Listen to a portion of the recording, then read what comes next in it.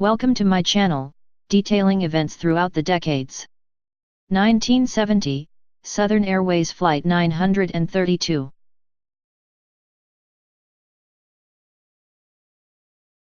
Southern Airways Flight 932, was a chartered Southern Airways Douglas DC-9 domestic United States flight, from Stallings Field in Kingston. At 7:36 in the evening of November 14, 1970, the aircraft crashed into a hill, killing all 75 people on board. It is now known as the worst sports-related air crash in U.S. history. The plane was carrying 37 members of the Marshall University Thundering Herd football team. The team was returning home after a game at Ficklin Stadium, Greenville. The aircraft was a 95-seat, twin-engine Douglas DC-9. The captain of the flight was Frank H. Abbott, aged 47. First officer was Jerry Smith, aged 28. Flight attendants were Pat Vaught and Charlene Pote. The original charter was refused because it exceeded takeoff limitations. Baggage had to be reduced due to the weight. A new charter flight was scheduled after negotiations were made. The crew established radio contact with air traffic control at 7:34 that evening.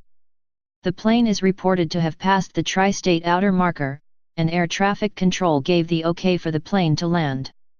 The aircraft began normal descent, but did not hold altitude at 1,240 feet.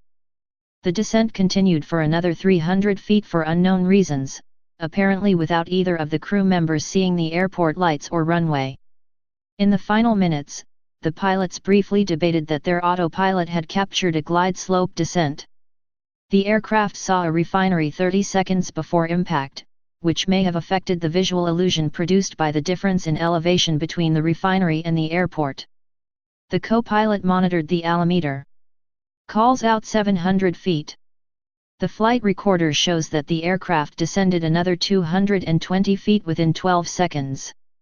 The co-pilot calls out 400 feet, and agrees with the captain that they are on correct course. In the next second, the co-pilot calls out new readings. Impact quickly follows. The plane collided with tree tops on a hillside, 5,543 feet west of runway 11. The plane burst into flames upon impact. According to the reports into the crash, this crash was deemed unsurvivable.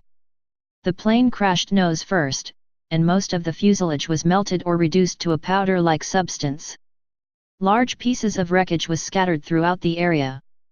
6 of the passengers' remains were never identified. The National Transportation Safety Board issued a final report on April 14, 1972. They found that the accident was a result of a descent below minimum descent altitude, during a non-precision approach under adverse operating conditions, without visual contact with the runway. They also determined the reason could have been improper use of cockpit instrument data, or altimetry system failure. The board made 3 recommendations as a result of the crash.